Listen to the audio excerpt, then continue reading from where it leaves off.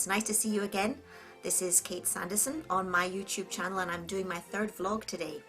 I'm not getting a huge number of views in these vlogs, so I think maybe I'll do one every now and again, but I have enjoyed doing them, and going back to my memories of doing the first Cannes Film Festival last week, I mean that was amazing. Gosh, where do I start? When I got back from my first Cannes, as I told you, I was kind of relieved because it is a bit daunting to go there for the first time. But I was also filled with enthusiasm. I was just so happy and raring to go. And it was a very lucky summer for me. That was the summer of 2016. I got some really wonderful creative work working with children at a kids club, and that was great fun. And then some people whom I had connected with a year or so before, Professor Stamen Productions, gave me a part in a wonderful short film called Toby. And that is available now to view online, so I'll try and put a link to it in the description. In Toby, I played the wife, her name was Helen, of one of the main protagonists, and it's a kind of sci-fi horror short with an unusual twist. And as I say, you can see it online, and we went to Cambridge to film it, and it was really beautiful. I mean, there were little chocolate box cottages and horses and wonderful old English pub where we did our filming, and you know, it was just a lovely time with friends and colleagues making a film that went on to have quite a bit of festival success. I went to a number of film festivals with Toby, and yeah, that was wonderful. Anyway, I was really charged up and wanting to do more and more, as you can imagine, coming back from Cannes. So I really kept a close eye on all the casting networks and things that were available for me to apply for. And I was really thrilled because I saw an advert for someone, an actress was needed to help at an audition read for a film that was being made in Vienna. So I thought, oh, you know, that sounds interesting. It's not every day you see something like that. So I applied and they chose me, and that was lovely. And I went along to the audition room on the day, and I'm needless to say, I wasn't auditioning. I was being the actor that was reading in the other role for the person auditioning. But it was a proper audition space and it was very nice. And anyway, the gentleman who was taking the audition introduced himself to me. His name was Phil Moran. And he gave me a little bit of background about the shooting and all that kind of thing. And I'd been sent the script and knew all the sides that I was reading. And they were trying to find a young woman to be the leading actress in the movie, which was being shot in Vienna that summer. Anyway, so a number of young ladies arrived, and I read opposite them in different scenes, and I played quite a wide variety of roles. And it was, you know, it was nice, and it was very interesting being on the other side of the audition sort of spectrum, because some of the applicants I could see were just an awful lot better than the others. Some of them were they were trying their best, but I didn't really believe what they were saying. And it's strange, when you're an actor and people say to you, I don't really quite believe what you've said, it seems very unfair. But when I was on the other side of the desk looking at these other actresses auditioning, I could sometimes say, oh gosh, no, I can see that with them I don't quite believe it, but with this lady I do. Anyway, it was a really, really interesting morning, and the actresses all did their auditions and left, and the director turned to me and said, well, I think I know who I want to choose, and I had to agree. I could see who was clearly the best candidate, and he invited me to have some lunch, partly as a thank you, and we went to a Chinese restaurant. We had a really lovely lunch, and I got talking to him about his scripts he was developing and why he decided to choose to make this movie, and it was called City of Spies, to be filmed in Vienna. And he explained that Vienna is such an international centre, with is it the United Nations are there? Yes, United Nations are there. Sorry, actress blip there.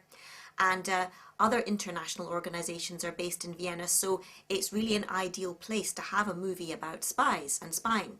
And that's what they decided to do. I mean, yeah, it all made sense to me. And he wanted to make this movie as a first feature film, though he'd had a lot of experience of filmmaking and all kinds of other programs and documentaries and things, and that's what he wanted. And then I took a deep breath and I said, you know, Phil, is there a chance that you have cast are there any parts that you haven't cast yet that you could use an actress? And he said, yes, there is a small role that you could play if you would be prepared to come out and do that. And I said, oh yes, that would be great. And he said, well, there's a small role playing a university administrator, because the main protagonist starts off in university. I'm not spoiling anything about the movie by telling you that. And she has a scene with the administrator. So I said, oh, that's brilliant. You know, just tell me the dates and I will make sure I'm free then. Because I did have this job working with the kids club over the summer, which I was really pleased about. But thankfully, they didn't mind me having off the sort of 5 days I needed to go to Vienna for the filming. So the summer just whirled by. I mean, I think some other auditions came along, and it was a really, really good summer. And the kids club came along, and it was a wonderful job. I got to design art projects that the children could do each day, and I love craft and making things and stuff. So that was a lovely job. I really enjoyed it. And then finally, I'd had the dates for the filming in Vienna, and of course they'd started filming because I only had a small role. And finally the day came that I was going to have my time off Kids Club, and I was going to go out to Vienna to film on City of Spies. And well, I was just so excited. It was really a step into the unknown. I had a list of things in Vienna that I wanted to see while I was there, and I was going to try and cram in as much as I could. And I had arranged with Phil that I was going to have a day that was clear so that I could go and do some real full-on sightseeing since I was going to be there. And that really was, I was very pleased with that. Anyway, I looked at the filming schedule and everything I wanted to do, and I worked out that if I arrived in Vienna with the flights, if they all went according to plan, I could get to my hotel in Vienna. I was booked into a really lovely hotel called the Hotel Ruby Mary, I think. I hope it's still called that, but it was a lovely hotel. And although I had been looking after my figure very carefully, and I was really looking very slim and nice, I really wanted to go to the Café Demel and have Sachertorte, which is a really beautiful chocolate cake with cream, which I'd always heard of, that was famous in Vienna. In fact, I'd even heard of this Café Demel, because my mum had a big series of Time Life cookery books, and they featured the Café Demel in one of those books. Anyway, I'm going off the point. So I found Café Demel, and I looked around quickly, but I sat down in the cafe bit, which is upstairs, quite quickly, because I knew there wasn't a great deal of time before they finished serving, and I really wanted my my hot chocolate, I think, and Sachertorte. Did I have hot chocolate? Maybe I had milky coffee, I can't remember. Anyway, they brought the Sachertorte. It was wonderful. Oh, it was so, so delicious. My goodness.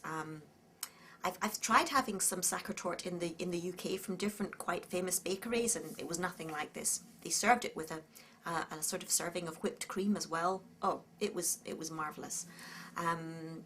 Yeah, anyway, then I looked round Café Demel and I took lots of photos, and I looked round the sort of gift shop at the bottom, and I took photos, and I think I bought some little sweet treats to bring home to my family.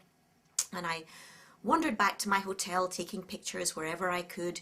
It was just really lovely. Vienna was beautiful. There were horses and carriages everywhere, and oh, if you've never been there, it is amazing.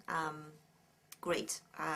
Yeah, I will put up some more pictures of Vienna in this film to intersperse with what I'm saying, but there's a strange feeling, you know, when I live in the UK, obviously, and, you know, well, we used to be in the European Union, and it's all Europe, you know, Britain is in Europe, but when you go to another country like Austria, the light's different, the style of the streets is different, and there's just a whole different vibe. It's a completely different country, although, of course, climate-wise, it shouldn't be that different to the UK. However, it was just thrilling seeing all these new things and beautiful architecture and the different shops, and no, it was great. Anyway, I finally wended my way back to the Hotel Ruby Mary, and I unpacked and I got ready, and my call sheet was emailed to me for the following morning. So I set my alarm bright and early, and I make sure I had my costumes with me, you know, so that the director could choose what he thought was right to fill. And I went along there, and I found out exactly how to get there. There was no car. I remember I had to get myself there, but it was very near to my hotel, so it was fine. And I went there and I said hello to Phil, and it was lovely to see him because it was months since, you know, we'd had the auditions and the Chinese meal was there. Anyway, I went into makeup, and sitting in makeup was this actress Scarlett Sheriff, who obviously I had read opposite in the audition months before. Anyway, she was looking beautiful. She welcomed me to Vienna and said, here we are making a film, and it was amazing. As she said, that's the wonderful thing about show business. You never know what's going to happen. Anyway, obviously Scarlett had more scenes to do than me, so she went off to the set and I had a little look around the building. It was an educational college in Vienna. It was very beautiful. I remember there was a very dramatic view from the landing down into the reception. It was a wonderful sort of circular shape, and I had a good look round and took plenty of pictures, as you can imagine. Anyway, some time passed and there was a coffee break, and I chatted to some other people in the cast, and everyone was very excited because, you know, it's wonderful when you are able to do your creative work and someone gives you a chance to go and show what you can do. And it was just a lovely day. I think, you know, some rain started to patter on the windows, but it was just so Viennese and beautiful and atmospheric. It was lovely. Anyway, then finally it was time to do my scene. And it didn't take so long, maybe an hour. And I was thrilled, and it all went really well. I mean, it isn't a big part, but I was happy to do it. I mean, after going to Cannes, it was wonderful to be going abroad again to do a movie, even a small role in another country, in Austria, and I loved that. It was great. Anyway, we did that, and we had lunch, and then I left because I was finished for the day, and I wandered off and I found St. Stephen's Cathedral, which is in the heart of Vienna. And of course, I couldn't resist walking around. I remember I still had a case with me because I'd brought a number of costumes with me, but it was fine. As far as I remember, you didn't have to pay to get into St. Stephen's. It was free. And it was just beautiful. I mean, there was this lovely smell of years and years, I suppose centuries of incense everywhere, and beautiful flickering candles, and the art and statues, and it was just a holy place. I think I've read that sometimes in these cathedrals and old churches that the centuries of people praying and reflecting and worshipping in those buildings gives it a kind of energy and a sort of vibe that's like nowhere else. And I must say, being in somewhere like St. Stephen's, that is how I felt. It was really lovely. And I wandered round, and I went all around the outside of the building. And I remember there was a place on the outside where there was a very worn piece of stone outside the cathedral, and I think it's a place where pilgrims placed their hand to say, no, I've come to St. Stephen's. I assume that's what it was, because it did look like that. Anyway, I put my hand on it too, and it was really amazing. The statues outside the cathedral were really beautiful.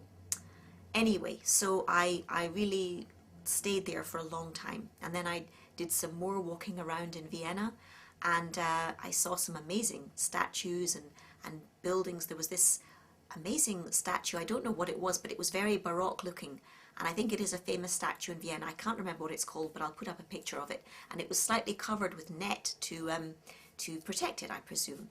Anyway, went back to my hotel, and had some dinner, and you know, I was just on cloud nine. I was so happy to be there and to have done my scenes, and yeah, I mean, it was wonderful. Anyway, so the following day, I had a whole day to look around Schönbrunn Palace. This was my day off. And, well, speaking in superlatives, I got there pretty early in the morning, and I was determined to see everything. And Schönbrunn was just beautiful. Funnily enough, years before, I'd been in a charity shop and I'd bought a little guidebook about Schönbrunn, and I found it after I'd gone there, but it had really appealed to me, just the look on the guidebook years before, and I was finally there, and it's an enormous palace. Well, I mean, you know, there are palaces and palaces in Europe. This one is really vast. The staterooms were really stunning, and there were all sorts of other areas, like there was a beautiful little puppet theatre, with amazing puppets, and I lingered in there quite a bit, and I think they do puppet performances there, but it was gorgeous. There was a place called the Gloriette, which I think from the Gloriette you can look back at Schönbrunn Palace, and it's a place where it's like a mini palace, but it also gives you that amazing chance to sit and enjoy the view of the main Schönbrunn. And I actually had lunch there. I think I'd smoked salmon. It was delicious, and the sun was shining. And I went all around. There are all sorts of amazing monuments and little sort of follies. There was one that was really quite kind of scary looking, with, I remember, this monster with big teeth. And then There was also this incredible fountain area, kind of water feature. I must put up some pictures of that. And I stayed there for quite a long time and looked at it. And there was an orangery. There were, I think there were hothouses. There were hothouses. I don't know if I went inside them, but I think I might have done. I will look and see from my photographs, but I certainly saw around the outside. And there was a beautiful walkway with roses trained over it, and you know, that was amazing too. And it's at moments like that that you just feel, I'm so lucky to be an actor. I have these wonderful experiences and going to this new place and going there to work. And yeah, it was amazing. I also did the guided tour of Schönbrunn, which I really recommend, and it was lovely. And we were told all about the Princess Sisi, who had lived at Schönbrunn and was a very, very beautiful princess who was, I think, for her age, she would weigh herself every day apparently, and she was very glamorous, had the most beautiful, exquisite clothes, and there were little dolls of Sisi in the gift shop. I didn't buy one, but I mean, Sisi is obviously very, very famous in Vienna, and someone that children look up to a lot because there were images of her everywhere, and she did look really beautiful. And I think we saw her bedroom, and I think we saw some of her apartments, and it was lovely. Anyway, I think that was the end of my trip. I think I remember at one point in the day, my sister called me and we had quite a long, lovely conversation, and I was still just wandering around Schönbrunn and having a wonderful time. And yes, after this, I collected my suitcase from the hotel, and I made my way back to the airport, and I went back to London.